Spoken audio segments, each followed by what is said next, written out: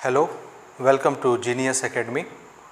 आज अपन class 11th का चैप्टर नंबर 1 स्टार्ट करेंगे, सेट्स।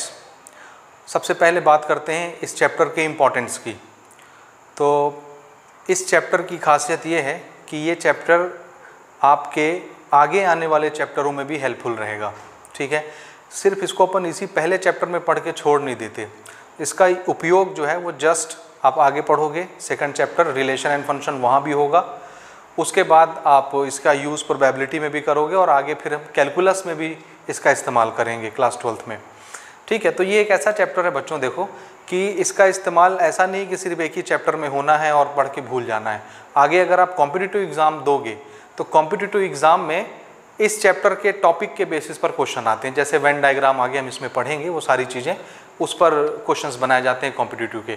इस लिहाज से ये चैप्टर बहुत इंपॉर्टेंट हो जाता है, इसीलिए इसको सबसे पहले रखा गया है क्लास 11th में। तो चलिए शुरू करते हैं। चैप्टर का नाम सेट है। ठीक है, बेसिक लेवल से स्टार्ट करते हैं, सारी चीज़ें 1 बाय 1 कवर करेंगे। डिटेल से वीडियो को देखना है और सारी चीज़ें अच्छे से समझनी है। तो सबसे पहले बात करते हैं कि सेट किसको कहते हैं। चैप्टर का नाम हमने सेट रखा है ना, तो सेट कहते किसको हैं उस पर बात करते हैं। तो सबसे पहली चीज़, what is the meaning of set. ठीक है, तो इसको ऐसे समझो, सेट बोलते हैं कलेक्शन को, ग्रुप बनाना। जैसे कुछ चीज़ें हमने उठाई, उसको उठा करके जमा कर दिया, तो ये जो हमारा कलेक्शन बना, चीज़ों का ग्रुप जो बना, उसी को सेट बोलते हैं। लेकिन क्या हर चीज़ों को जमा करने से उसके कलेक्शन को हम सेट बोल सकते हैं? आंसर है नहीं।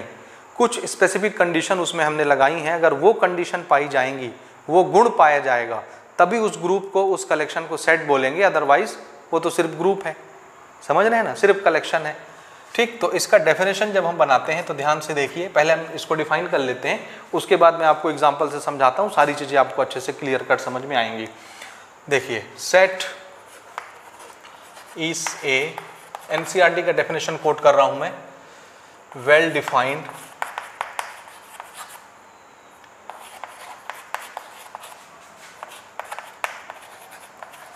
Collection of objects. ठीक है, अभी हमने बात की इस पर। देखिए, what is set. Set is a well defined collection of object. Collection of object, इसको थोड़ा सा ध्यान से देखेंगे आप। कलेक्शन ऑफ ऑब्जेक्ट, कुछ चीज़ों का हमने संग्रह किया, ग्रुप बनाया, कलेक्शन किया। ठीक है, कलेक्शन ऑफ ऑब्जेक्ट। लेकिन हर ऑब्जेक्ट के कलेक्शन को सेट नहीं बोलते, तो किसको बोलते हैं? ऐसे ऑब्जेक्ट का कलेक्शन जिसका डेफिनेशन कैसा होना चाहिए? वेल डिफाइंड, प्रॉपर होना चाहिए। उसका डेफिनेशन बदलना नहीं चाहिए। यानी अगर मैं आपसे पूछता हूँ तो उसका डेफिनेशन जो आप बताते हैं, वही डेफिनेशन अगर मैं दूसरे से पूछूंगा तो वो भी मुझे वही डेफिनेशन सुनाना चाहिए। अगर पर्सन टू पर्सन किसी कलेक्शन का, किसी ग्रुप का डेफिनेशन नहीं बदलता, तो फिर ऐसे कलेक्शन को, ऐसे ग्रुप को सेट बोलते हैं। तो इसके अंदर एक चीज़ इंप्लाइड क्या रहेगी? ये जो वेल डिफाइन हम बोल रहे हैं, कलेक्शन हमारा वेल डिफाइन होना चाहिए। यानी इसका जो डेफिनेशन है, आपने जिस चीज़ का भी कलेक्शन किया है, अभी हम आगे इस पर डिटेल लेते हैं, एग्जांपल लेते हैं। जिस भी चीज़ का आपने ग्रुप बनाया है, कलेक्शन किया है, उसका definition person to person change नहीं होना चाहिए। तो वेल डिफाइन कलेक्शन का मतलब यहाँ पर यह है कि डेफिनेशन शुड नॉट चेंज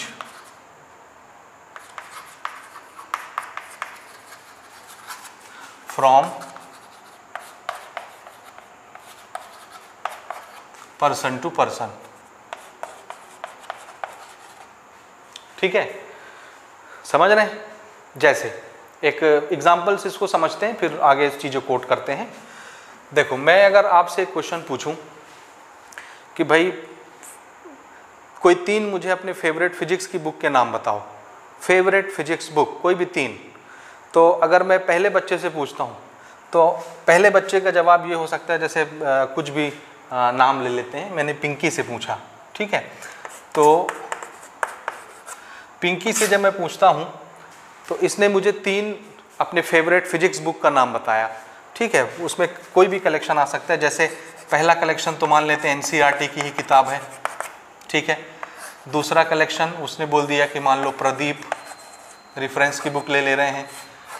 तीसरा उसने बताया कि मेरी फेवरेट बुक है सपोज SL अरोरा, ठीक है। इस तरह करके इसने मुझे अपने पसंद के 3 फिजिक्स बुक के नाम बताए, ठीक। अब मैंने दूसरे स्टूडेंट से पूछा तो दूसरे स्टूडेंट ने अपने फेवरेट सब्जेक्ट्स के नाम बताए। सपोज मैंने चिंकी से पूछा, ये नाम मैं अपनी मर्जी से ले रहा हूँ ना, आप कुछ भी एग्जांपल ले सकते हैं, पिंकी, बबलू, कुछ भी, ठीक है। तो दूसरे से मैंने पूछा तो दूसरे ने बोला कि देखो भाई मेरी फिजिक्स की फेवरेट किताब जो मुझे फेवरेट लगती है, मुझे पसंद है, वो है एक हमारा मान लेते हैं सिंगेज पब्लिकेशन का, सिंगेज पब्लिकेशन की हो गई।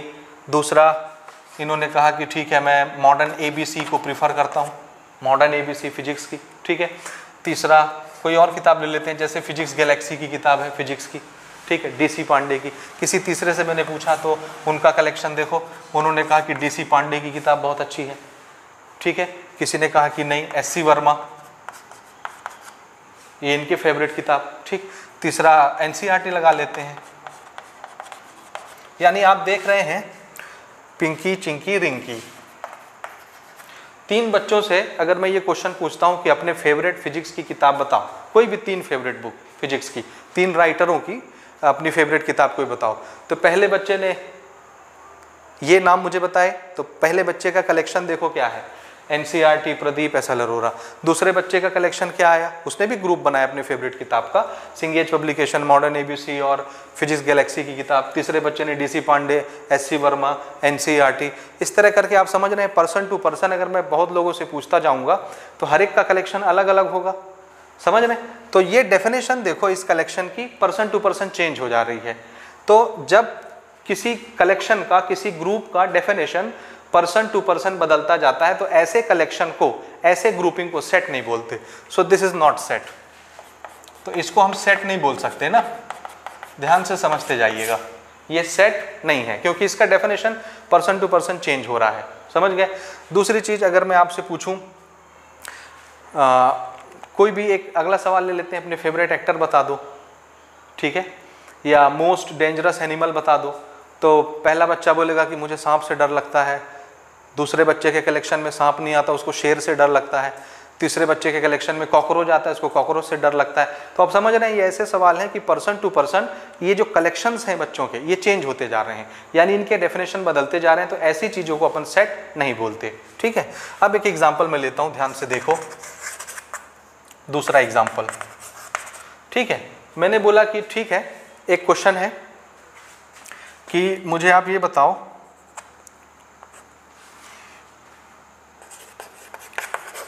Set of all even number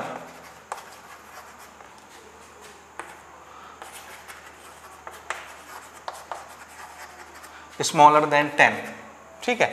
ये मेरा क्वेश्चन है, ध्यान से समझते जाना, ये मेरा क्वेश्चन है। मैंने क्वेश्चन क्या पूछा कि मुझे ये कलेक्शन ऑफ लिख लो, सेट लिखना है, कलेक्शन लिखना है, कुछ भी, collection of all even number. Even number तो आप सब जानते हो, odd number, even number. Even number वो होते हैं जो 2 से डिवाइड हो जाते हैं पूरी तरह से। तो मैंने आपसे क्या पूछा कि बताओ मुझे वो सभी इवन नंबर्स बताओ, किससे कम, 10 से छोटे इवन नंबर्स। तो हमने काउंटिंग स्टार्ट की, देखो 1 2 3 4 5 6 7 8 9 10, ये तो गिनती हो गई, नेचुरल नंबर हो गया। अब इसमें इवन नंबर कौन है, जो 2 से डिवाइड हो जाते हैं। तो ठीक, तो ये नंबर 2 से डिवाइड हो जाएगा, ये भी, ये भी, ये भी, और हमको 10 से छोटा चाहिए तो 10 हम नहीं लेंगे, ठीक। तो पहले बच्चे से मैंने पूछा, पिंकी से, ध्यान से समझना। तो इसने मुझे क्या बताया, देखो all even number less than 10, क्या क्या बताया, 2 बताया, 4 बता दिया, 6 बता दिया, 8 बता दिया। तो पहले बच्चे के हिसाब से इसका डेफिनेशन क्या होगा, 2 4 6 8। दूसरे से पूछते हैं, चिंकी से हमने पूछा, तो उसके हिसाब से भी all even number less than 10 यही होगा, ठीक। ये किससे पूछा, चिंकी से। तीसरे बच्चे से पूछा मैंने, रिंकी से, उसके हिसाब से भी all even number smaller then 10, उसका डेफिनेशन यही है, क्या, 2 4 6 8। तो आप सब समझ रहे हैं इसको कि अगर मैं 100 बच्चों से पूछूंगा, 1000 बच्चों से पूछूंगा, 1 लाख बच्चों से पूछूंगा, हर बच्चे के हिसाब से इवन नंबर लेस देन 10 यही होगा। तो तो ये डेफिनेशन देखो परसेंट टू परसेंट चेंज नहीं हो रहा, इसलिए ये जो कलेक्शन है, ये जो ग्रुप है, इसको अपन क्या बोल सकते हैं, सेट। तो ये क्या है, इट इज ए सेट। और सेट क्यों है, क्योंकि definition is not changing from person to person.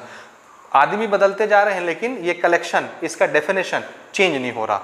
तो इसका डेफिनेशन कैसा है, वेल डिफाइंड। ये कलेक्शन कैसा है, वेल डिफाइंड। आप देख रहे हैं पर्सन टू पर्सन डेफिनेशन वही है, आदमी बदलते जा रहे हैं लेकिन मीनिंग वही निकल रहा है। हर बार कलेक्शन में क्या आ रहा है, 2 4 6 8 2 4 6 8 2 4 6 8, समझ रहे हैं। और ऊपर वाले एग्जाम्पल में आप देख रहे हैं, पहले बच्चे का कलेक्शन अलग, दूसरे बच्चे का कलेक्शन अलग, तीसरे बच्चे का कलेक्शन अलग। अगर हम 100 बच्चों से पूछेंगे तो 100 बच्चे के कलेक्शंस अलग अलग आएंगे, यानी डेफिनेशन अलग अलग हो जा रहा है। इसलिए ऐसी चीज़ों के कलेक्शन को अपन सेट नहीं बोल सकते। तो उम्मीद है ये 2 एग्जाम्पल से तो आप समझ गए होंगे कि किसको सेट बोलना है और किसको सेट नहीं बोलना है, ठीक है। और भी हम इसमें एग्जाम्पल शामिल कर सकते हैं, जैसे देखते जाओ। अगर मैं आपको बोलूँ कि एक क्वाड्रेटिक इक्वेशन हम ले रहे हैं, ध्यान से समझेंगे, एग्जाम्पल ले रहे हैं,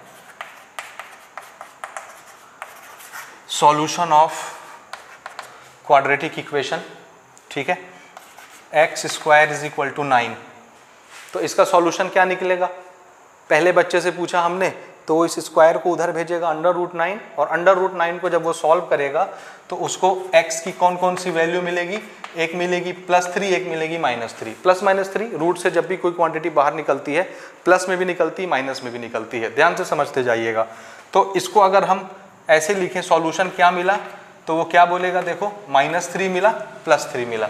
यही 2 पॉसिबल सॉल्यूशन है, समझ रहे हैं, यही 2 पॉसिबल सॉल्यूशन हैं। तो पहले बच्चे के हिसाब से भी इस क्वाड्रेटिक इक्वेशन का सॉल्यूशन -3 +3 आएगा, हर बच्चे के हिसाब से यही आएगा, दूसरा कुछ भी नहीं आ सकता। फिर हमने आपसे क्वेश्चन किया कि बताओ भाई, the collection of all vowels in English alphabet, ऐसे करके बहुत सारे सवाल आप बना सकते हैं। तो इसको मैं बोल सकता हूँ set of all vowels in English alphabets. English के अल्फ़ाबेट्स में वॉवेल का कलेक्शन बताओ। तो पहले बच्चे के हिसाब से भी वॉवेल्स का कलेक्शन यही होगा, A E I O U, ये सब आप जान रहे हैं। दूसरे बच्चे से भी पूछोगे वो भी वॉवेल्स क्या बताएगा, A E I O U। तीसरे बच्चे से पूछोगे वो भी यही बताएगा। यानी पर्सन टू पर्सन इसका डेफिनेशन चेंज नहीं हो रहा, इसका definition person to person change नहीं हो रहा, इसका definition person to person change नहीं हो रहा। समझ में आ गई बात। तो ऐसी चीज़ों का कलेक्शन, ऐसी चीज़ों का ग्रुप जिसका मीनिंग, जिसका डेफिनेशन पर्सन टू पर्सन नहीं बदलता, ऐसी चीज़ें क्या कहलाती हैं, सेट। ठीक, ये सेट है। और सेट अपन किसको बोलते हैं, कलेक्शन को। ये आप याद रखोगे, कलेक्शन। कलेक्शन किस चीज़ का, ऑब्जेक्ट का, जिस चीज़ को भी आप शामिल कर रहे हो। जैसे यहाँ पे मैंने नंबर्स का कलेक्शन बनाया है, तो ये चीज़ें ऑब्जेक्ट हैं, समझ रहे हैं, ये नंबर। यहाँ पर हमने वर्ड्स का कलेक्शन बनाया है, तो यहाँ पर वर्ड्स जो हैं ऑब्जेक्ट हैं। तो जिस चीज़ का भी आप कलेक्शन बनाओगे उसको ऑब्जेक्ट बोलेंगे। यहाँ पर ये नंबर्स ऑब्जेक्ट हैं, यहाँ पर ये वर्ड्स ऑब्जेक्ट हैं, समझ रहे हैं। आदमियों का कलेक्शन आप बनाओगे, आदमी ऑब्जेक्ट हो जाएगा। जिस चीज़ का भी कलेक्शन बनाएंगे उसको ऑब्जेक्ट बोल रहे हैं हम एक शब्द में। ठीक है, अभी हम इस पर आते हैं, इसके और नॉमेनक्लेचर पर। तो मेरा ख्याल है ये 2-4 एग्जाम्पल से आपको अच्छे से समझ में आ गया होगा कि सेट किसको बोलते हैं। फिर से एक शब्द में अपनी बात दोहरा देता हूँ मैं, कि ऐसी चीज़ों की ग्रुपिंग, ऐसी चीज़ों का कलेक्शन जिसका मीनिंग, जिसका डेफिनेशन पर्सन टू पर्सन बदल जाता हो, तो ऐसे कलेक्शन को सेट नहीं बोलना। किसको सेट बोलेंगे, तो आंसर है ऐसी चीज़ों के कलेक्शन को हम सेट बोलते हैं जिसका मीनिंग, जिसका डेफिनेशन पर्सन टू पर्सन नहीं बदलता, वो यथावत वही रहता है, बरकरार रहता है। तो ऐसी चीज़ों के कलेक्शन को अपन सेट बोलते हैं। यहाँ तक समझ में आ गई बात। अब अपन आगे बात करते हैं कि सेट अब हमको समझ में आ गया है, तो सेट को लिखते कैसे हैं, रिप्रेजेंट कैसे करते हैं। लेकिन उससे पहले इसको आप पॉज करके नोट करिए, उसके बाद फिर हम आगे बढ़ते हैं। मैं ये रब कर रहा हूँ, आप उससे पहले नोट कर लीजिए इसको। तो अगली चीज हम ले रहे हैं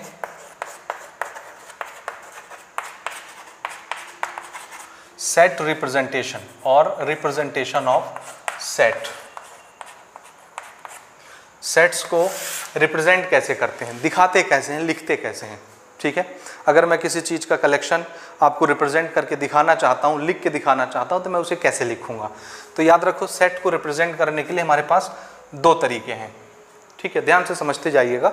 सेट को रिप्रेजेंट करने के लिए, दिखाने के लिए, लिखने के लिए अपने पास कितने तरीके हैं? दो तरीके। अब दोनों तरीके के नाम देखो। पहले तरीके का नाम है रोस्टर फॉर्म। दो फॉर्म में हम सेट को रिप्रेजेंट कर सकते हैं। पहले फॉर्म का नाम है रोस्टर फॉर्म, इसी को टेबुलर फॉर्म भी बोलते हैं। और दूसरा तरीका होता है, अभी हम दोनों पर आते हैं, दोनों की बात करते हैं। दूसरा नाम मैं यहाँ लिख देता हूँ। दूसरे फॉर्म का नाम है सेट बिल्डर फॉर्म, सेट को बनाने वाली फॉर्म। और ये बहुत नॉमिनल है, अभी आपको समझ में आ जाएगी सारी चीज़ें। सेट बिल्डर फॉर्म, ठीक।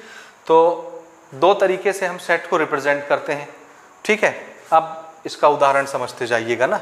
जैसे पहला, अभी हमने एक एग्जांपल लिया था, the set of all even number less than 10। उसको मैं फिर से एक बार यहाँ पे लिख देता हूँ as a example. Set of all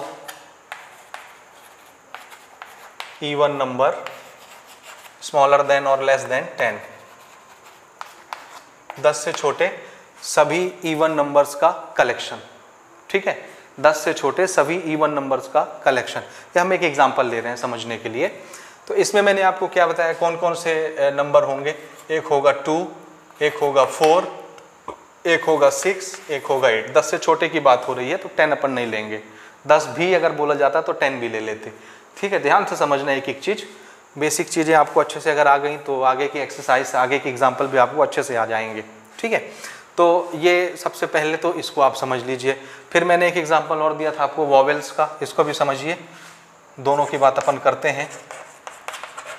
set of all vowels in English alphabet.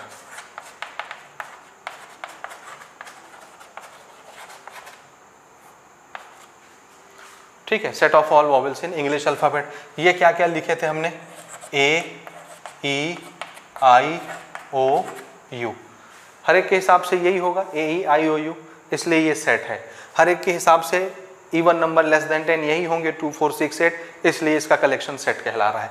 अब ध्यान से देखो, पहले तो हम बात करते हैं रोस्टर फॉर्म की, यानी टेबुलर फॉर्म की। तो इसमें कुछ नहीं है, इसमें देखिए ये है कि जितने भी एलिमेंट्स होते हैं, ठीक है। सबसे पहली चीज़ तो यहाँ पे आप ध्यान से देखिए, इसी से हम आपको समझाते हैं कि सबसे पहले किसी भी सेट को अगर हम रोस्टर या टेबुलर फॉर्म में रिप्रेजेंट कर रहे हैं तो उसको ऐसे ही लिखते हैं। ये जो तरीका यहाँ मैंने आपको लिख के दिखाया है, दिस इज रोस्टर फॉर्म और टेबुलर फॉर्म, ठीक है। इसी कलेक्शन को इस तरह से लिखना, ये क्या कहलाता है? ये कौन सा फॉर्मेट कहलाता है? रोस्टर वाला फॉर्मेट, टेबुलर फॉर्म, ठीक है। अब इसमें देखो थोड़े से इसके हम नॉमेनक्लेचर रख रहे हैं, इसलिए मैं इसको यहाँ लिख रहा हूँ 2, 4, 6, 8, ठीक। अब ध्यान से समझते जाना। सबसे पहले तो हम रोस्टर फॉर्म में जब लिखते हैं या सेट बिल्डर फॉर्म में लिखते हैं किसी भी सेट को, किसी भी कलेक्शन को, तो उसका एक नाम रखते हैं, और नाम हमेशा अल्फ़ाबेट में रखेंगे और कैपिटल लेटर में रखेंगे। जैसे इस सेट का नाम मैंने रख दिया ए फॉर एप्पल, और ये हमेशा कैसा रहेगा? कैपिटल, और ये इक्वल का साइन ऐसे लगा देंगे, ठीक है। तो इस तरह से इसको हम रिप्रेजेंट कर रहे हैं। ध्यान से समझेंगे, एक एक चीज देखते जाइए, ठीक। तो ये क्या होगा? ये होगा नेम, और ये किस में रहेगा? कैपिटल। तो हर सेट का एक नाम होता है और उसको हम कैपिटल लेटर से रिप्रेजेंट करते हैं। पहली चीज किस में रिप्रेजेंट करने के लिए? रोस्टर फॉर्म में, टेबुलर फॉर्म में, ठीक है। उसके बाद ये जितनी चीजें आप यहाँ लिख रहे हैं, इनको क्या बोल रहे हैं? ये किस चीज का कलेक्शन है? किसी ऑब्जेक्ट का। तो ये ऑब्जेक्ट्स हैं, इन ऑब्जेक्ट को क्या बोलते हैं? एलिमेंट्स। इनके बहुत सारे नाम हैं, जैसे इनको क्या क्या बोलते हैं? तो इनको हम बोलते हैं एलिमेंट्स, और एलिमेंट्स ही हम ज़्यादा यूज़ करेंगे। इसी को आप ऑब्जेक्ट भी बोल सकते हो, ठीक है। इसी को आप मेंबर्स भी बोलते हैं, मेंबर्स, ठीक है। इसी को एंटिटीज भी बोलते हैं। तो बहुत सारे नाम हैं, member, elements, objects, members, entities, ठीक है। ज़्यादा कॉमनली हम क्या वर्ड यूज़ करेंगे, एलिमेंट्स।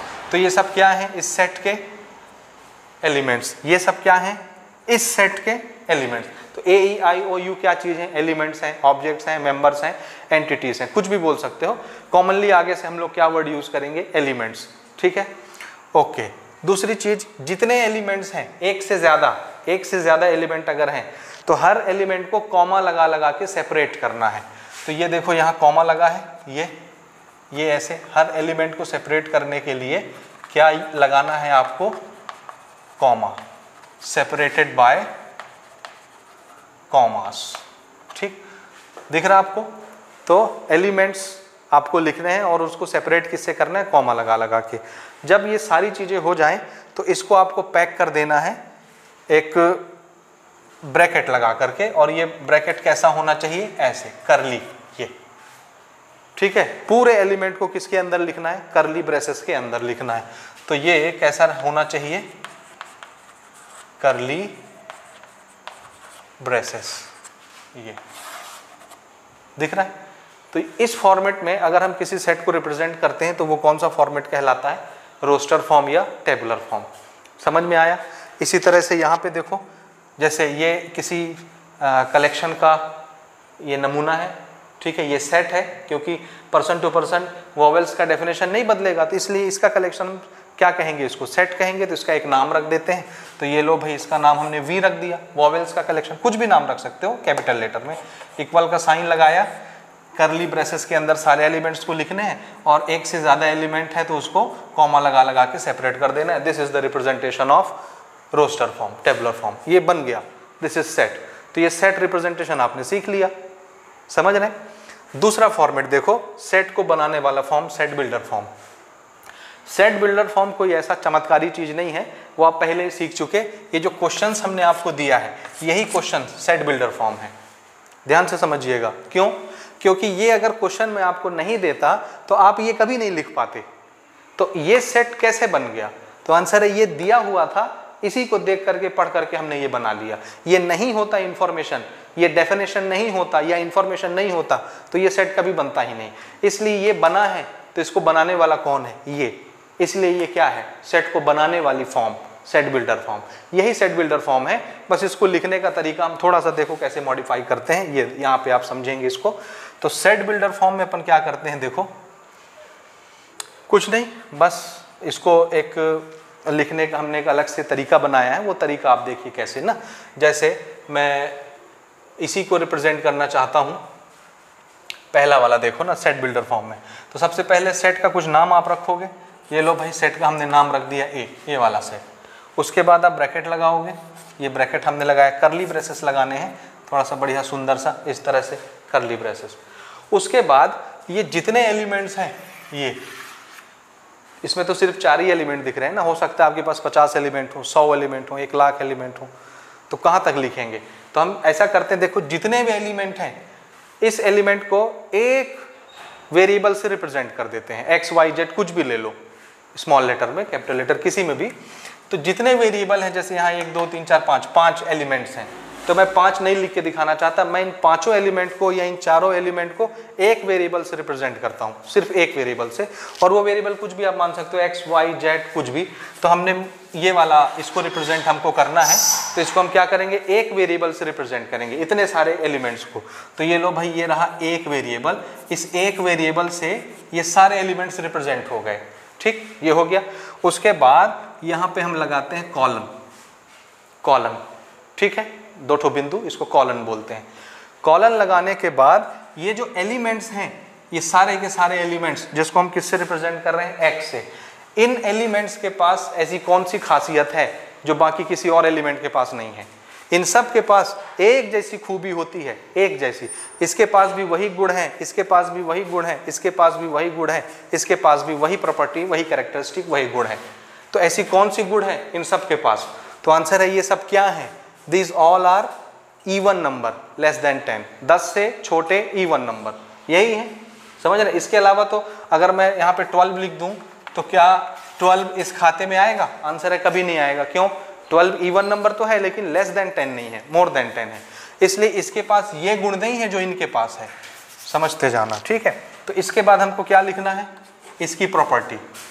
ये जो एलिमेंट्स यहाँ पे सब लिखे हुए हैं जिसको हम एक वेरिएबल से रिप्रेजेंट कर रहे हैं, इसके पास कौन सा गुण है, कॉलन के बाद वो गुण हम लिखते हैं। यहाँ पे प्रॉपर्टी लिखनी रहती है, कौन सा गुण है हर एक एलिमेंट के पास। तो हम यहाँ क्या लिखेंगे, x इज इवन नंबर, या एक्स आर लिख देते हैं, बहुत सारे हैं, x are even numbers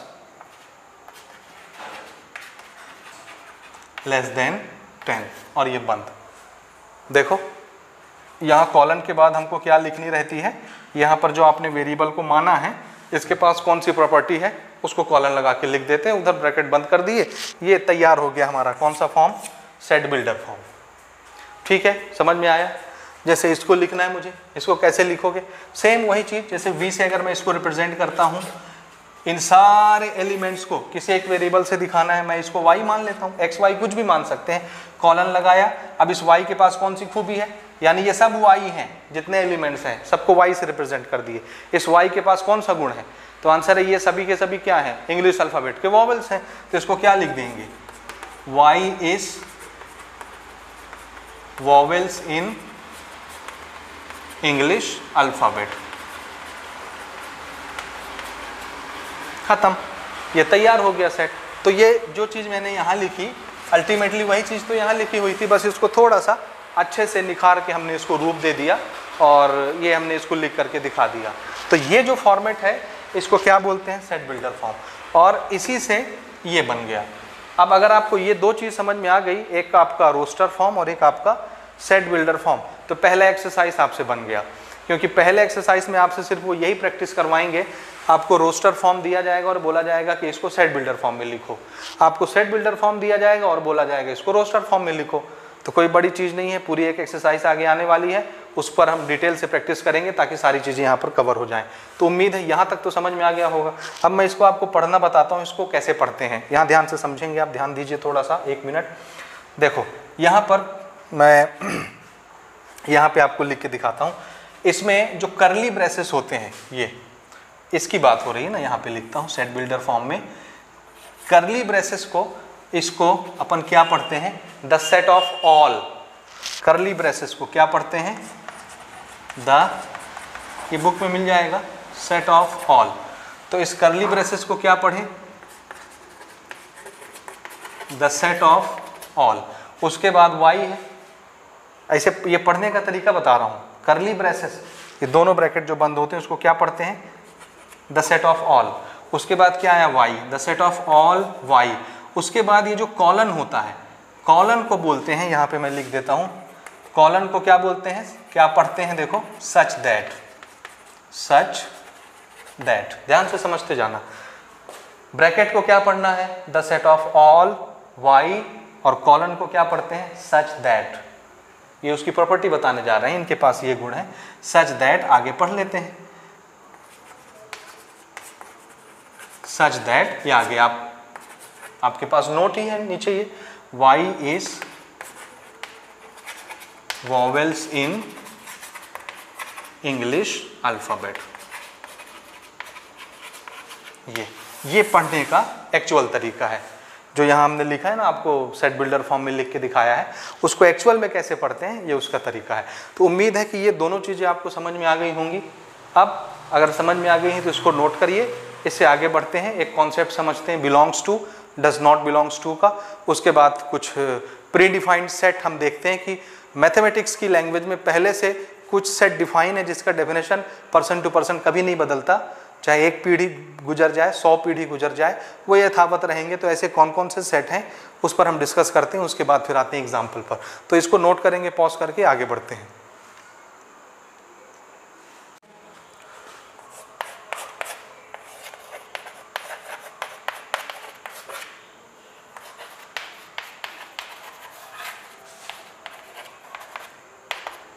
belongs to and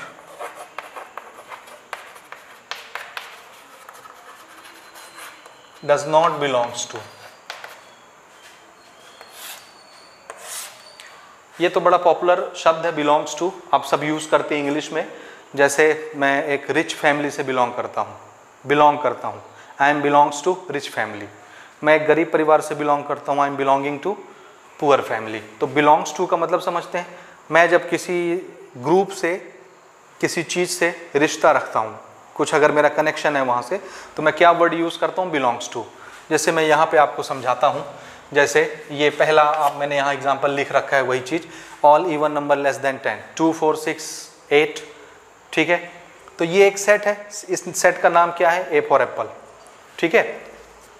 तो ये जो हमारा सेट है, इस सेट के अंदर कौन कौन से एलिमेंट आते हैं, 2 आता है, 4 आता है, 6 आता है, 8 आता है।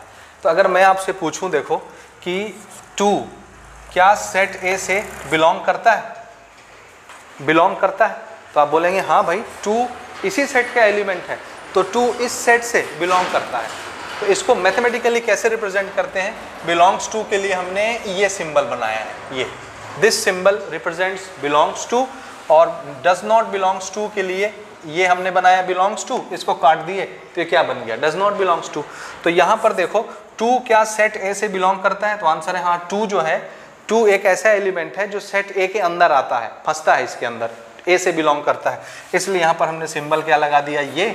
और इसको पढ़ेंगे कैसे, इसको पढ़ेंगे ऐसे, 2 बिलोंग्स टू सेट ए। इसका एब्रीविएशन समझ में आ रहा है कैसे पढ़ना, 2 बिलोंग्स टू सेट ए, ठीक है। अगर मैं आपसे पूछूं कि देखो भाई 5 ए से बिलोंग करता है क्या, 5 एक एलिमेंट है जो सेट ए से बिलोंग करता है कि नहीं, देखो तो 5 आया क्या कहीं इस सेट के अंदर, नहीं आया। तो 5 सेट ए का एलिमेंट नहीं है, तो हम बोलेंगे कि 5 जो है वो ए से बिलोंग नहीं करता, इसलिए यहाँ पे क्या लगा देंगे, ये डज नॉट बिलोंग्स टू। और इसको पढ़ना कैसे है, 5 does not belongs to set A. ये उम्मीद है ये समझ में आ गया होगा। तो belongs to, does not belongs to, ये कोई ज़्यादा हार्ड एंड फास्ट रूल नहीं, आप सब समझ रहे हैं। जैसे इसकी बात अगर मैं करूं, तो अगर मैं आपको बोलूं कि क्या ओ तो 0 जैसे दिखने लगेगा ना, आई, क्या आई सेट वी से बिलोंग कर रहा है, तो आंसर है हाँ, आई बिलोंग्स टू वी। क्या B belongs to set V है, ये वी मैंने सेट का नाम लिखा है ना, तो देखो बी तो कहीं आया नहीं, तो हम क्या बोलेंगे कि B does not belongs to set V. तो ये belongs to, does not belongs to, ये बहुत हार्ड एंड फास्ट रूल नहीं है, आप इसको जानते हैं, तो इसको ज़्यादा डिटेल से समझाने की जरूरत नहीं है। तो इसको आप नोट करें, मैं इसको रब करता हूँ। अब मैथमेटिक्स में ऐसे कौन कौन से प्री डिफाइंड सेट हैं उसके बारे में हम बात करते हैं, लेकिन उससे पहले एक छोटी सी चीज़ मुझे और समझानी है आपको। पहले मैं आपको वो समझा देता हूँ, उसके बाद फिर हम आगे आते हैं प्री डिफाइंड सेट में। अच्छा, यहाँ पे देखिएगा, ध्यान से समझिएगा ना। सेट के लिए अभी हम सिर्फ किसकी बात कर रहे हैं, रोस्टर फॉर्म की बात कर रहे हैं। ये मैं थोड़ा सा रब कर देता हूँ ना स्पेस के लिए, ध्यान से समझना। ये कॉन्सेप्ट तो समझ गए, अब छोटे छोटे रूल्स जो है उसको समझ लीजिए आप ना, ध्यान से देखना।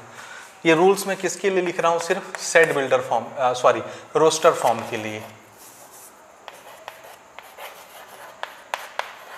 जिसको आप टेबुलर भी बोलते हो, ठीक।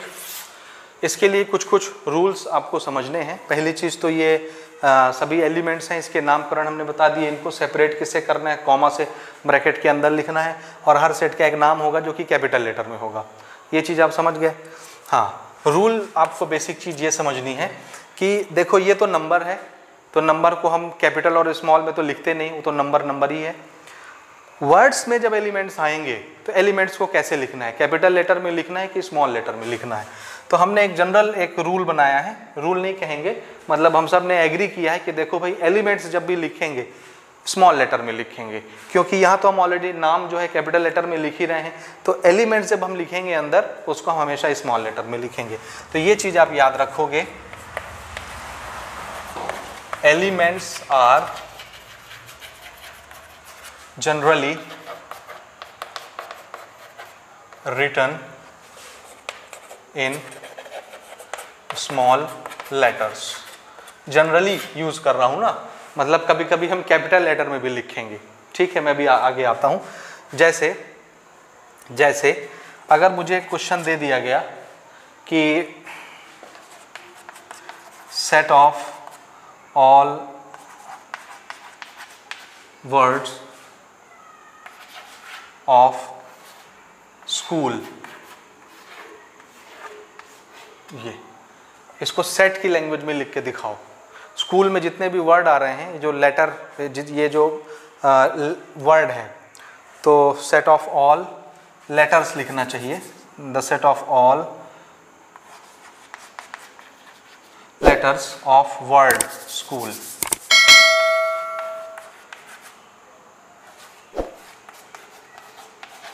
हाँ लो, ये ठीक हो गया।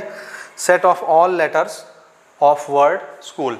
स्कूल में जितने भी, स्कूल एक वर्ड है, इसमें जितने भी लेटर आते हैं उसका कलेक्शन बना के दिखाइए। तो इस सेट का नाम कुछ भी हम रख लेते हैं। सपोज हमने इसका नाम बी रख दिया, कैपिटल बी। और अब हम इसको ऐसे लिखेंगे, देखो एस, ठीक है, कॉमा लगाएंगे, सी कॉमा लगाएंगे, एच कॉमा लगाएंगे, ओ कॉमा लगाएंगे, ओ कॉमा लगाएंगे, एल। अब ध्यान से समझते जाइएगा ना, ओ हमने 2 बार लिखा है तो ऐसे ही नहीं उतार लेंगे आप, तो इसको थोड़ा सा समझेंगे, मैंने भी समझाने के लिए लिखा है। यहाँ पर देखो मैंने क्या किया है, इन सब को मैंने कैपिटल लेटर में लिखा है। क्यों? यहाँ पर मैंने नियम क्या बनाया है कि elements are generally written in small letter, लेकिन मैं यहाँ एलिमेंट्स कैसे लिख रहा हूँ, कैपिटल लेटर। ऐसा क्यों? ऐसा इसलिए क्योंकि क्वेश्चन में ही उसने इसको किस में लिखा है, कैपिटल लेटर में। अगर उन्होंने कैपिटल लेटर में नहीं लिखा होता तो फिर हम उसको स्मॉल लेटर में लिखते। अगर क्वेश्चन में मेंशन है कैपिटल लेटर्स में, तो फिर आप जब सेट बनाओगे तो उसको कैपिटल में मेंशन करो। अदरवाइज जनरली 99% जहाँ भी यूज होगा कैसे लिखना है, स्मॉल लेटर में। समझ में आ गई बात यहाँ तक? ओके, अगली चीज समझो।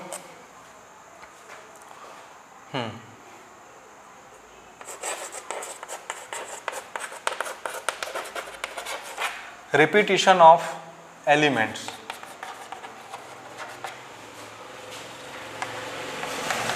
is not allowed।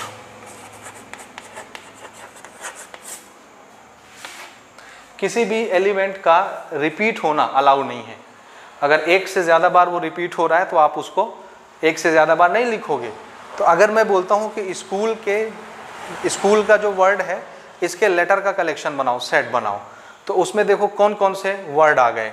एक तो एस आ गया, एस एक लेटर है, सी दूसरा लेटर है, एच तीसरा लेटर है, ओ चौथा लेटर है, और ओ तो मैं काउंट कर चुका ना एक बार, तो ओ लेटर एक ही बार काउंट होगा, एक से ज़्यादा बार काउंट नहीं होगा। इसलिए जब उसको आप सेट के फॉर्म में लिखोगे तो एक ही बार लिखोगे, एक से ज़्यादा बार नहीं लिख सकते। समझ में आ गई बात? इसीलिए मैंने कहा था यहाँ थोड़ा सा पॉज मारेंगे। ओके, तो एक लेटर एक ही बार लिखा जाएगा, लेटर का रिपीटिशन अलाउ नहीं है। चाहे वो लेटर हो चाहे वो नंबर हो, नंबर भी हो सकता है। अगर ये 2 जो है 4 बार आया होता तो हम उसको 4 बार नहीं लिखते, एक ही बार लिखते। समझ गए? इसलिए यहाँ पर 2 नंबर है, यहाँ पर ये आपका लेटर है, इसलिए उसको हम 2 नंबर और लेटर नहीं लिख रहे, उसको अपन क्या बोल दे रहे हैं, डायरेक्ट एलिमेंट।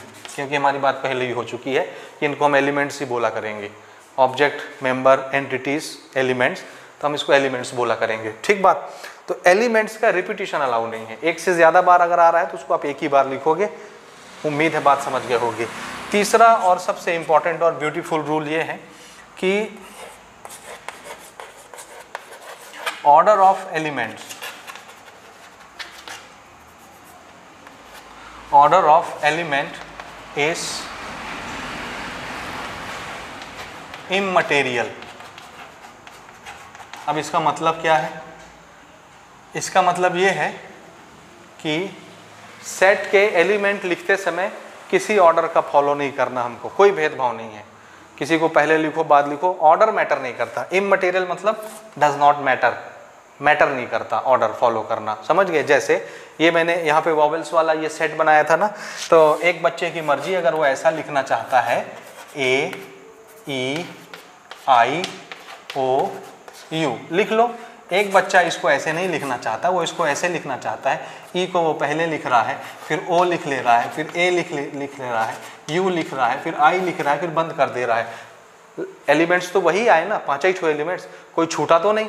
भले किसी को हमने पहले लिखा हो, भले किसी को हमने बाद में लिखा हो, कोई फर्क नहीं पड़ता। ऑर्डर चेंज हो गया, ए को हमने बाद में लिख दिया, ई पहले लिख दिया, आई बाद में लिख दिया, ओ इधर उधर कर दिया, यू इधर उधर कर दिया, कोई फर्क नहीं पड़ता। Order is immaterial.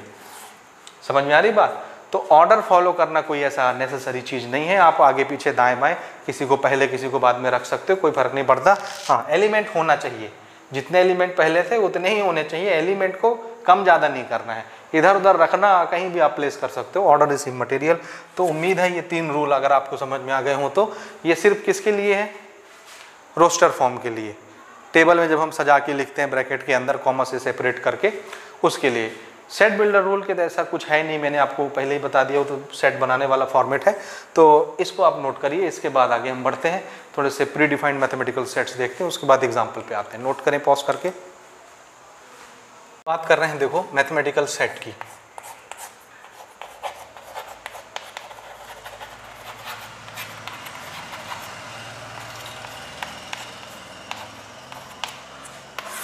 मैथमेटिक्स में पहले से ही कुछ प्री डिफाइंड सेट्स होते हैं जिनका कलेक्शन, जिनका डेफिनेशन पर्सन टू पर्सन कभी बदलता नहीं है, इसलिए इसको हम एज इट इज़ रखते हैं सेट में, और जब भी यूज़ करना होगा एज इट इज़ यूज़ कर लेंगे।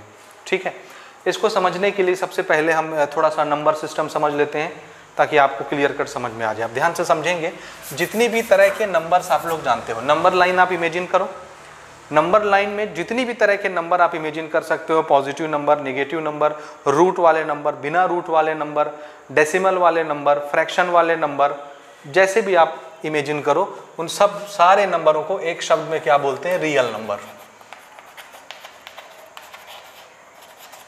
रियल नंबर्स, एक शब्द में क्या बोलते हैं उसको, रियल नंबर्स बोलते हैं। सारे नंबर जितने भी टाइप के आप जानते हैं सबको क्या बोलते हैं, रियल नंबर, क्योंकि सारे के सारे नंबर लाइन पे आ जाते हैं। रियल नंबर को हम क्लासिफाई करते हैं 2 तरीके से। 2 तरह के रियल नंबर होते हैं, ध्यान से समझना। एक तो होता है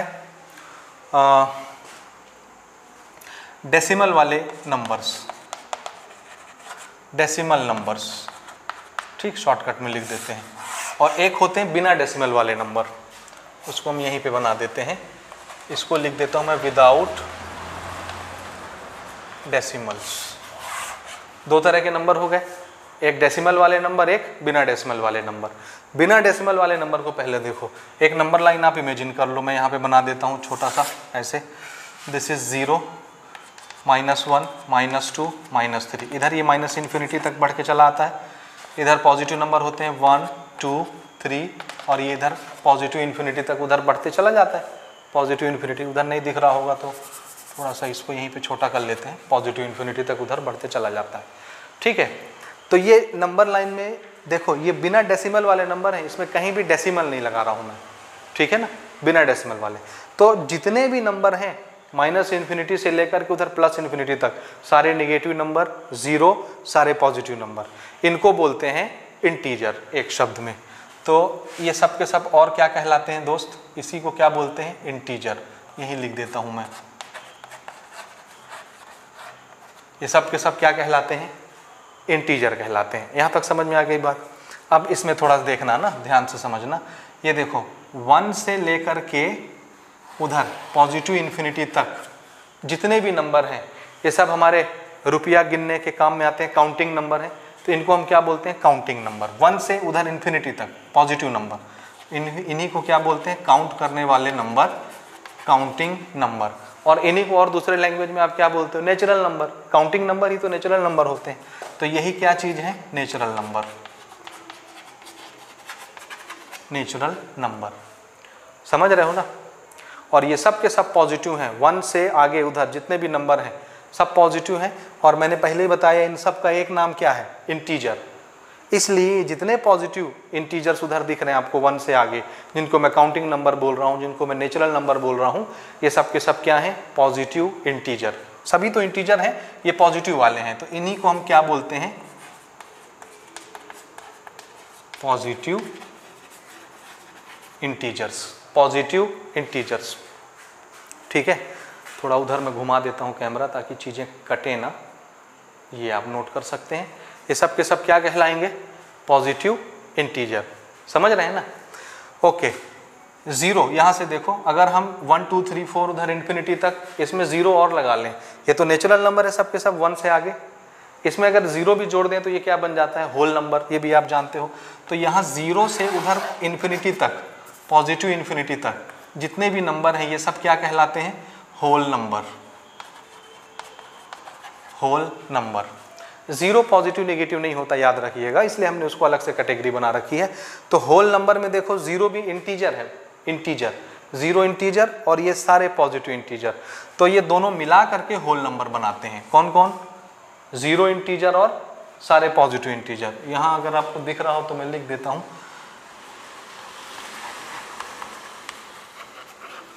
zero integer plus all positive integers. समझ जाओगे ना, भावनाओं को तो समझ ही रहे हो। तो होल नंबर क्या चीज होता है? Zero integer as well as all positive integer, इसको होल नंबर बोलते हैं। यहां तक समझ गए?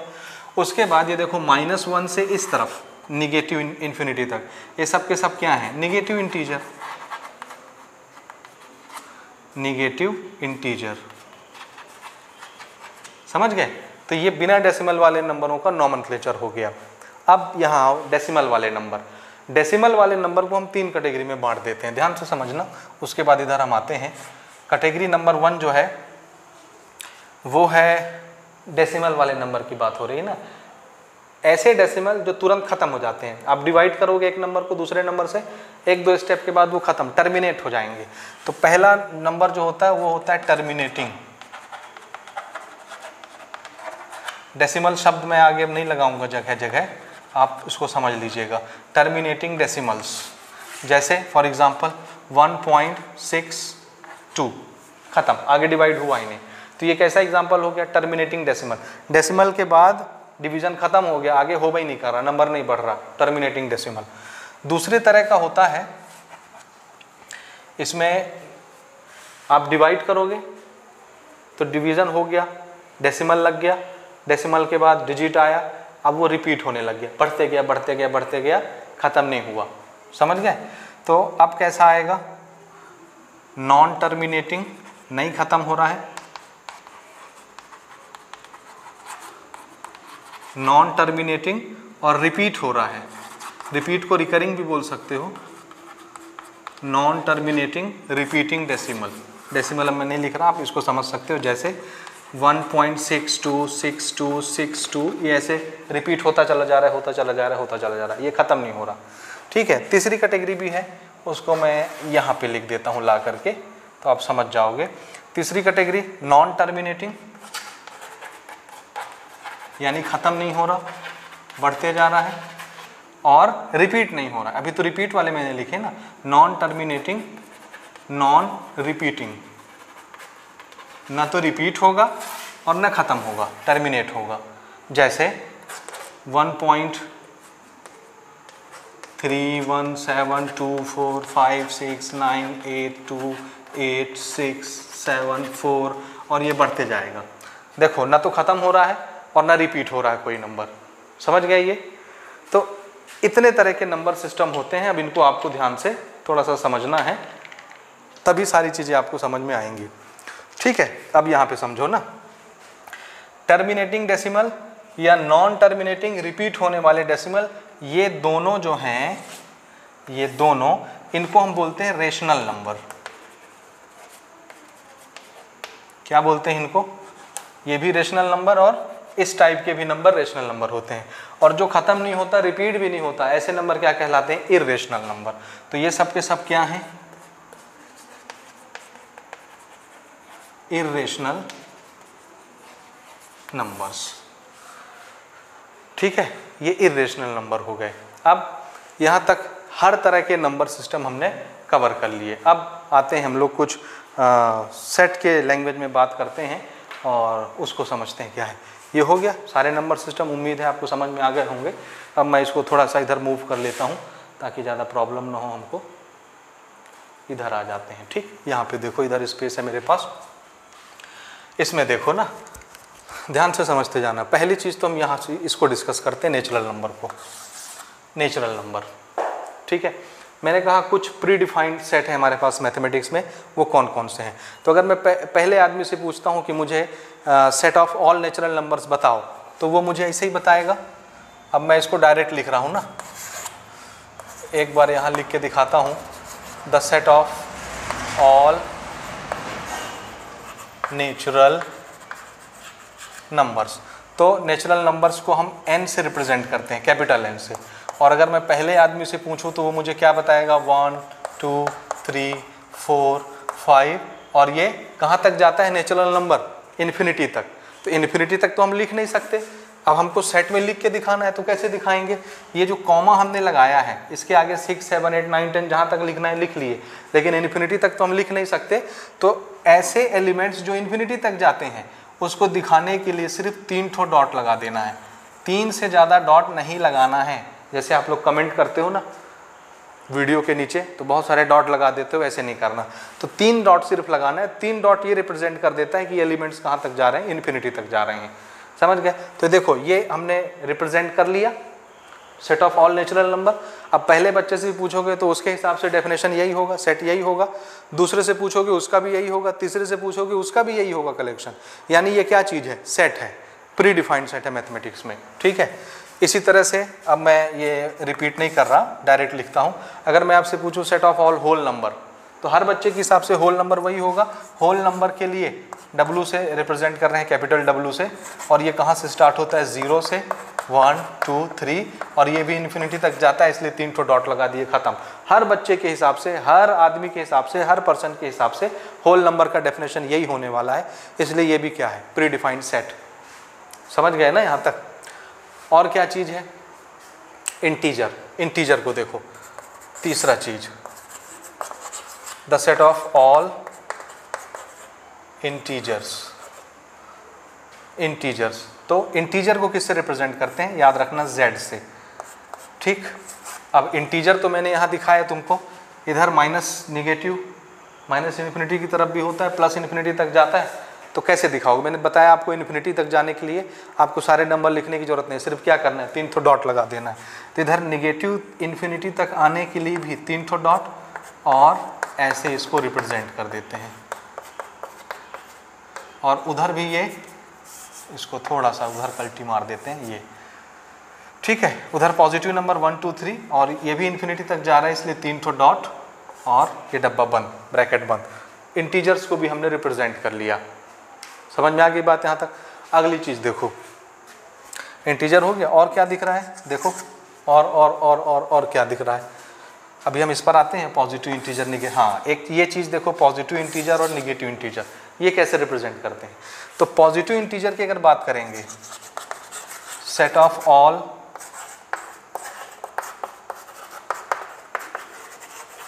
पॉजिटिव इंटीजर, तो इंटीजर को तो हम Z से रिप्रेजेंट करते हैं। पॉजिटिव इंटीजर दिखाना है, इसलिए इसके ऊपर में ऐसे प्लस लगा देते हैं, ये बस, ये पॉजिटिव इंटीजर की निशानी बन गई। अब आगे क्या करना है आपको, जितने पॉजिटिव इंटीजर हैं खाली उसी को लिखना है, और पूरा तो लिखना नहीं, जान रहे हो, मैंने तरीका बता दिया। निगेटिव इंटीजर के लिए क्या करना है, ऊपर में माइनस लगा देना है, और इधर सिर्फ किसको लिख के दिखाना है आपको, -1, -2, -3, और बस 3 ठो डॉट ऐसे कॉमा लगा के। ठीक है, समझ गए, ऐसे लिख के दिखा सकते हैं। अगली चीज देखो, और क्या रिप्रेजेंट करना रह गया, रेशनल नंबर, इर्रेशनल नंबर, इनको किससे रिप्रेजेंट करते हैं। तो यहाँ तक उम्मीद है आपने नोट कर लिया होगा। उधर मैं मिटा देता हूँ नंबर सिस्टम, उधर ही मैं लिख के दिखा देता हूँ इसको। तो ये तो मेरे ख्याल से नंबर सिस्टम आपने देख लिया ना, नोट नहीं किए होगे तो थोड़ा सा रिवर्स करके आप इसको नोट कर लेना। अगर मैं आपसे पूछूं छठवां, क्या पूछूं, rational number, the set of all rational number. Rational number को रिप्रेजेंट करने के लिए कैपिटल Q हमने रिजर्व किया है, बुक में भी आप देखेंगे, मैं NCERT के हिसाब से बता रहा हूँ, कैपिटल Q। और रेशनल नंबर कैसे रिप्रेजेंट करोगे, कै ठो रेशनल नंबर होते हैं। तो आप ये जान रहे हैं, जूनियर क्लासेस से पढ़ रहे हैं कि किसी भी 2 नंबर के बीच में infinite number of rational number होते हैं। तो रेशनल नंबर को आप रिप्रेजेंट नहीं कर सकते, कै ठो लिखोगे। अगर मैं 1 और 2 लिख देता हूँ, 1 और 2, तो 1 और 2 के बीच में करोड़ों रेशनल नंबर हैं, वो कहाँ हैं, वो तो लिखे ही नहीं आप, तो गड़बड़ हो जाएगा ना। इसलिए रेशनल नंबर को सेट की लैंग्वेज में रिप्रेजेंट नहीं किया जा सकता। ठीक है ना, समझ रहे हो क्यों नहीं कर सकते ना, वो रीज़न मैंने बता दिया। तो नहीं लिख सकते भाई ना सेट की लैंग्वेज में, याद रखना। इसी तरह से इर्रेशनल नंबर भी बहुत सारे होते हैं। तो अगर कोई आपसे पूछे कि भाई set of all irrational number लिख के दिखाओ, तो हम नहीं लिख सकते। लेकिन इर्रेशनल नंबर को रिप्रेजेंट किससे करना है, टी हमने रिजर्व किया है, और इसको भी हम सेट की लैंग्वेज में नहीं लिख सकते, वो ब्रैकेट बना के एलिमेंट्स नहीं लिख सकते क्योंकि इन्फिनिट होते हैं ये भी, तो इनको हम रिप्रेजेंट नहीं कर सकते। यहाँ तक समझ गए आप? और कोई चीज़ छूट तो नहीं रही? रेशनल बता दिया, इरेशनल बता दिया। हाँ, कोई आपसे पूछे कि पॉजिटिव रेशनल नंबर बताओ, तो पॉजिटिव रेशनल नंबर को आप कैसे दिखाओगे? Q प्लस, हालांकि रिप्रेजेंट नहीं कर सकते पॉजिटिव इंटीजर को ये, निगेटिव रेशनल नंबर को ये, और negative integer negative irrational number को ये, प्लस माइनस साइन लगाने से पॉजिटिव निगेटिव बन जाएगा। अब सारे रियल नंबर को रिप्रेजेंट करना है अगर बोल दें तो,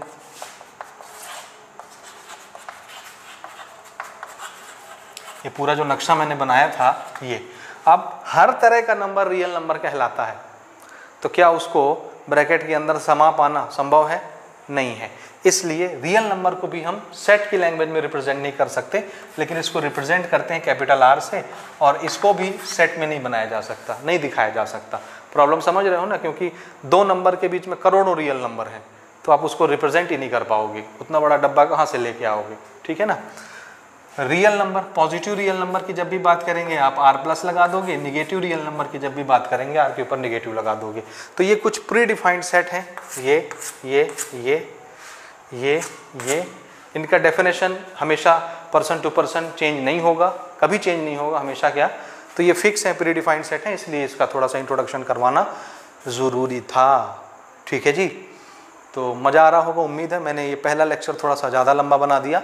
अब इसके जस्ट बाद हम लोग एग्जाम्पल क्वेश्चन बनाने के काबिल हो गए हैं, तो हम एग्जाम्पल के क्वेश्चंस बना रहे हैं। अगर ये ज़्यादा लंबा नहीं हुआ है तो इसी में हम एग्जाम्पल अटैच कर देंगे, अदरवाइज़ इसके बाद वाली वीडियो एग्जाम्पल की होगी तो आप उसको देखिए। तब तक के लिए अपन आगे बढ़ते हैं, एग्जाम्पल के क्वेश्चन लेते हैं, पॉज करके नोट करिए इसको। कुछ एग्जाम्पल लेते हैं, एनसीईआरटी के 5 एग्जाम्पल दिए हैं, 5 आपको बनाना है। एग्जाम्पल बना लोगे तो एक्सरसाइज बिना मेरी वीडियो की हेल्प के आप बना लोगे, या किसी भी सॉल्यूशन को देखे बिना ही आप बना लोगे। तो ध्यान से देखिए, 5 एग्जाम्पल अपन डिस्कस कर रहे हैं। पहला एग्जाम्पल है, right the solution set of the equation. This is quadratic equation. इसका जो सॉल्यूशन है उसको सेट में लिखना आपको, और किस फॉर्म में? रोस्टर फॉर्म में। ये तो सबसे पहले तो इसको हम सॉल्व कर लेते हैं। ये क्वाड्रेटिक इक्वेशन है, ठीक। और कौन सा क्वाड्रेटिक इक्वेशन है? X square plus x minus 2 equal to 0। किसी भी मेथड से आप सॉल्व कर सकते हो, मिडिल टर्म स्प्लिट करके, कंप्लीटिंग स्क्वायर के मेथड से, या फॉर्मूला लगा करके भी आप बना सकते हो। मैं मिडिल टर्म स्प्लिट कर दे रहा हूँ। हमारा टारगेट है 2 और हमको 1 चाहिए प्लस माइनस करने पर। तो ऐसे 2 नंबर सोचिए, तो आंसर है एक नंबर क्या होगा 2 और एक नंबर क्या होगा 1। 2 1 जा 2 और 2 में से 1 गया 1। ओके, सॉल्व कर लेते हैं। तो आता है आपको, इसलिए मैं फटाक से कर दे रहा हूँ। x कॉमन निकाल लिए, x प्लस 2, x कॉमन निकाल लिए, सॉरी 1 कॉमन निकाल लिए यहाँ पर इन दोनों में। So this is x plus 2, minus भी हमने कॉमन निकाला है। ओके, एक हमारा फैक्टर बना x माइनस 1, और एक फैक्टर कॉमन क्या निकला? x plus 2 equal to 0। तो यहाँ से देखो x की एक वैल्यू क्या आ जाएगी 1, और यहाँ से x की एक वैल्यू क्या आ जाएगी -2। तो सॉल्यूशन तो यही है, x इज इक्वल टू 1 और x इज इक्वल टू -2। तो इस सेट का कुछ हम नाम रख लेते हैं। सपोज a हमने नाम रख लिया, और रोस्टर फॉर्म में लिखने का तरीका तो जान ही रहे हो, कैपिटल लेटर में नाम लिखना है, ब्रैकेट लगाना है, और जो सॉल्यूशन आया है उसको बस कॉमा लगा के ऐसे लिख देना है। -2 छोटा होता है, तो अगर हम चाहें तो इसको ऐसे लिख सकते हैं, माइनस वाला पहले और प्लस वाला बाद में, नंबर लाइन के हिसाब से। अदरवाइज मैंने बताया ऑर्डर इज इमटेरियल, आगे पीछे किसी को भी आप लिख सकते हो। दिस इज योर आंसर, ठीक। ये उत्तर हो गया। सेकंड एग्जांपल देखो, राइट द सेट। अब ये कौन सी लैंग्वेज में दिया है? सेट बिल्डर फॉर्म, और इसको क्या बोल रहा है?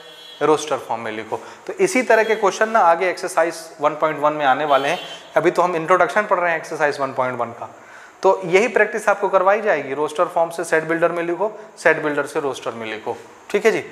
चलो, तो सेट देखो, राइट द सेट पढ़ेंगे कैसे? देखो, the set of all x such that x is a positive integer. अभी मैंने आपको इंटीजर का पूरे नंबर सिस्टम का दर्शन करवाया। पॉजिटिव इंटीजर याद है? नहीं याद है तो बैक करके थोड़ा सा देख लो। सो x is A positive integer, and अब x की खासियत क्या बताई जा रही है कि x का स्क्वायर करने पर 40 से छोटा होना चाहिए। x square is less than 40। तो ऐसे कौन कौन से नंबर हैं जिसका स्क्वायर करने पर x तो देखो कोई पॉजिटिव इंटीजर होगा ना, इंटीजर तो नंबर ही होता है, हर तरह के नंबर बिना डेसिमल वाले इंटीजर कहलाते हैं, नेगेटिव भी, पॉजिटिव भी, जीरो भी बीच वाला। लेकिन यहाँ किसकी बात हो रही है, सिर्फ पॉजिटिव इंटीजर, यानी 1 के आगे उधर 1 2 3 4 5 6। तो ऐसे कौन कौन से पॉजिटिव इंटीजर आपको लेने हैं जिसका स्क्वायर करने पर वो 40 से छोटा आता है। तो ये तो आप ऐसे ही बना सकते हो, देखो 1 अगर हम लिए, 1 पॉजिटिव इंटीजर है, 1 का स्क्वायर करेंगे कितना आएगा 1, अभी सिर्फ समझते जाना ना। 2 लिए, 2 का स्क्वायर करेंगे कितना आएगा 4, 40 से छोटा है 2 भी ले लेंगे। 3 का स्क्वायर करेंगे कितना आ जाएगा 3 3 जा 9, 40 से छोटा है। 4 ले लिए, 4 का स्क्वायर करेंगे 16, 40 से छोटा है तो ये भी ले लिए इंटीजर, पॉजिटिव इंटीजर। 5 ले लिए, 5 का स्क्वायर किए 25, 40 से छोटा है चलेगा। 6 ले लिए, 6 का स्क्वायर करेंगे तो कितना आ जाएगा 36, 40 से छोटा है ले लिए। 7 लिए, 7 का स्क्वायर करेंगे 7 × 7 49, और ये 40 से बड़ा है, ये नहीं चलेगा, ख़त्म। उम्मीद है समझ में आ रहा होगा, इन सबका स्क्वायर किया है मैंने, ये स्क्वायर किया है सबका। इसका स्क्वायर, इन सारे नंबरों के स्क्वायर क्या दे रहे हैं हमको, ऐसे नंबर दे रहे हैं, ऐसे पॉजिटिव इंटीजर दे रहे हैं जो 40 से छोटे हैं। तो वो सारे इंटीजर आपको उठा लेने हैं। तब आपको यहाँ तक तो बात समझ में आ गई है। तो ये हमको नहीं लेना था, और ये मैंने आपको समझाने के लिए लिखा है। और ये स्क्वायर्स भी हम नहीं लगा रहे क्योंकि हमको सिर्फ पॉजिटिव इंटीजर लेने बोला है, और बस इन्हीं को हम ऐसे रख दिए, ये एलिमेंट्स हो गए, कॉमा लगा के सेपरेट कर दिए, और इसका कुछ नाम रख दिए, कोई भी नाम, ABCD कुछ भी। This is our answer. Pause करिए, नोट करिए, बढ़ते हैं एग्जाम्पल नंबर 3 की तरफ। अगला क्वेश्चन लेते हैं, एग्जाम्पल नंबर 3। देखो क्वेश्चन क्या है, राइट द सेट, सेट का नाम है A, और ये सेट का डिस्क्रिप्शन है एलिमेंट्स 1 4 9 16 25 इन सेट बिल्डर फॉर्म। तो ये रोस्टर फॉर्म में दिया है, इसको किस में अपने को कन्वर्ट करना है, सेट बिल्डर फॉर्म में इसको कन्वर्ट करना है। देखो थोड़ा सा देख करके आप इसको समझने की कोशिश करोगे, फॉर्मेट आपको समझ में आ जाएगा। देखो इसको ध्यान से अगर देखोगे तो ये आपको समझ में आ जाएगा कि ये क्या चीज़ है। जैसे ये 1 है, ये 4 आ गया, फिर ये 9 आ गया, फिर 25 आ गया, अगला क्या आएगा 36, अगला क्या आएगा 49, अगला क्या आएगा 64, समझ रहे। और ये इन्फिनिटी तक जा रहा है क्योंकि 3 डॉट लगे हैं, इस पर हमारी बात पहले ही हो चुकी है। तो ये क्या चीज़ है, आंसर है ये 1 का स्क्वायर है, ये 2 का स्क्वायर है, ये 3 का स्क्वायर है, ये 16 किसका 4 का स्क्वायर है, ये 5 का स्क्वायर, 6 का स्क्वायर, 7 का स्क्वायर। 1 से स्टार्ट हो रहा है ना, 1 का स्क्वायर, 2 का स्क्वायर, 3 का स्क्वायर, 4 का स्क्वायर, 5 का स्क्वायर, 6 का स्क्वायर, 7 का square, 1 2 3 4 5 6 counting number, natural number का स्क्वायर, इन्फिनिटी तक जा रहा है। तो इसको सेट बिल्डर फॉर्म में लिखना है। तो सबसे पहले देखो हमने सेट का नाम जो था वही ले लिया। अब ये जितने एलिमेंट्स हैं इसको क्या करते हैं, किसी एक वेरिएबल से रिप्रेजेंट कर देते हैं। अब ये कॉलन लगाते हैं, और कॉलन के बाद क्या करते हैं, इस एलिमेंट की खासियत लिखते हैं, प्रॉपर्टी। तो इस एलिमेंट के पास क्या प्रॉपर्टी, ये सब के सब क्या है, नेचुरल नंबर के square. So x is square of natural number.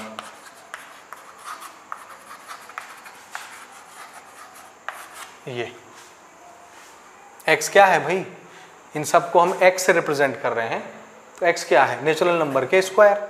1 का स्क्वायर, 2 का स्क्वायर, 3 का स्क्वायर, 1 2 3 क्या है, नेचुरल नंबर। तो ये सभी नेचुरल नंबर के स्क्वायर हैं। पहला तरीका ये हो गया।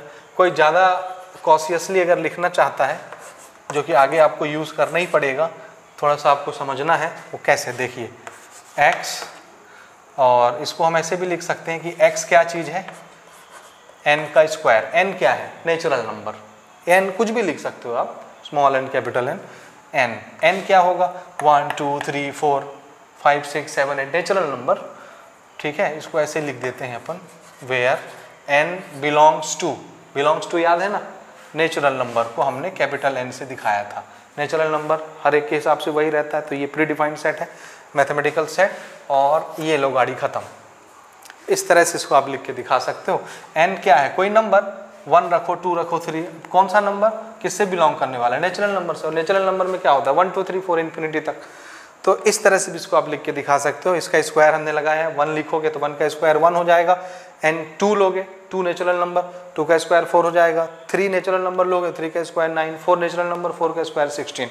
तो ये एक तरीका हो गया लिखने का। होप आपको ये समझ में आ गया होगा। एग्जाम्पल नंबर 4 देखो, ठीक है।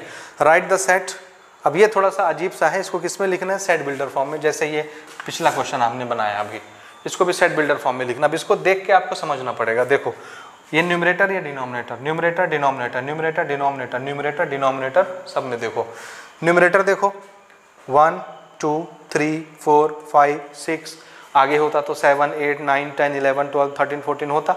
ये क्या है, नेचुरल नंबर। तो ऊपर वाली चीज़ जितने न्यूमरेटर हैं वो तो हमको समझ में आता है कि नेचुरल नंबर है। अब नीचे वाला देखो, ऊपर अगर 1 लिखा है तो नीचे क्या है 2, एक ज़्यादा। ऊपर अगर 2 लिखा है तो नीचे क्या है 3, एक ज़्यादा। ऊपर अगर 3 लिखा है तो नीचे एक ज़्यादा है 4, 4 लिखा है तो नीचे एक ज़्यादा है 5, 5 लिखा है तो नीचे एक ज़्यादा है 6।